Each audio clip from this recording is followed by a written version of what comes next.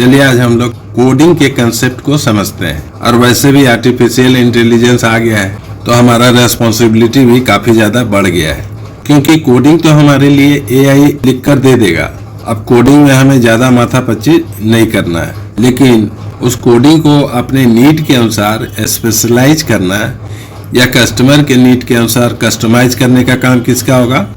हमारा होगा। मतलब एआई द्वारा दिए गए कोडिंग को यूजफुल हम बनाएंगे। रियल लाइफ में चलते हैं, इस बात को समझते हैं। अपने घर में मम्मी पापा को ध्यान से देखिए, क्योंकि वही तो है आपके एआई। कुछ भी मांग सकते हैं उनसे, वो बिना सोचे समझे आपकी फरमाइश पूरी कर देंगे। बाइक मांगते हैं, मिल जाता है। कार मांगते हैं, वो भी मिल जाता है। मोबाइल की फरमाइश करेंगे, वो पूरा कर देंगे। मम्मी पापा आपके लिविंग एआई है। लेकिन उस मोबाइल को लेके हम पढ़ाई करेंगे कि गेम खेलेंगे, ये तो आप तय करेंगे।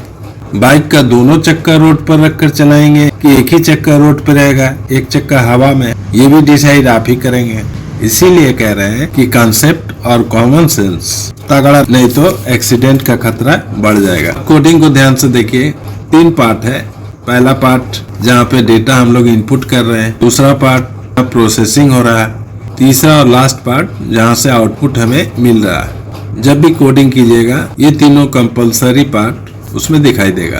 पहले पार्ट में हम लोग क्या कर रहे हैं, कंप्यूटर को हम लोग डेटा दे रहे हैं। डेटा भी हम लोग वेरिएबल में डालकर दे रहे हैं, डायरेक्ट नहीं दे रहे हैं। अब सवाल है कि डेटा को हम लोग वेरिएबल में ही डालकर क्यों दे रहे हैं? कि आप अपने रियल लाइफ को विजुअलाइज करें, वहाँ भी हम लोग ऐसा ही करते हैं। रियल लाइफ में भी जो भी काम की चीज है, मीनिंगफुल चीज है, एक्चुअली मीनिंगफुल चीज को ही हम लोग डेटा कहते हैं, वेरिएबल में ही रखते हैं। देखिए पैसा कहाँ रखते हैं? बटुआ में या पर्स में। तो पैसा हो गया डेटा, काम का चीज है, और बटुआ हो गया वेरिएबल। स्कूल जाते समय कॉपी किताब कहाँ रखते हैं? स्कूल बैग में। खाने का आइटम टिफिन में। मार्केटिंग करने जाते हैं तो सब्जी या फल खरीदते हैं तो किस में रखते हैं? थैला में। लिविंग डेटा भी वेरिएबल में ही रखते हैं, इसीलिए कंप्यूटर में भी डेटा को वेरिएबल में ही स्टोर करके रखते हैं। अंतर यही है कि आपका थैला कपड़े या चमड़े से बना होगा, वहाँ पे जो वेरिएबल है मेमोरी का एक स्पेसिफिक स्पेस होता है। ठीक है, एक और लिविंग डेटा है, इनका वेरिएबल देख लीजिए।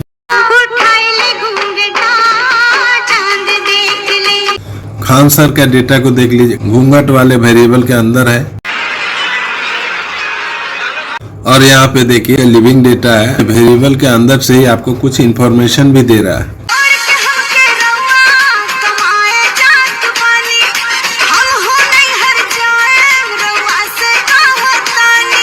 दुल्हन हो गई डेटा और घूंघट हो गया उसका वेरिएबल। अब समझ गए होंगे कि डेटा को वेरिएबल में क्यों रखते हैं। सेफ रहता है, छिपा हुआ भी रहता है, तो टाइम टू टाइम चेंज भी कर सकते हैं। याद रखिएगा, जब भी कोडिंग करेंगे वेरिएबल में ही डेटा को डालिएगा, डेटा में वेरिएबल को मत डालिएगा। मतलब इक्वलिटी के लेफ्ट साइड में वेरिएबल होगा, राइट साइड में डेटा होगा। ऐसा मत कीजिएगा कि लेफ्ट साइड में डेटा लिख दिया, राइट साइड में वेरिएबल लिख दिया।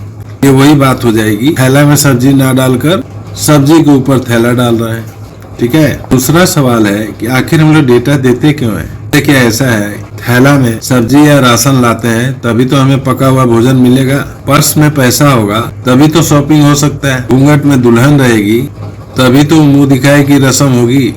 यानी कोई भी आउटपुट चाहिए, इनपुट मटेरियल का या रॉ मटेरियल का होना आवश्यक है।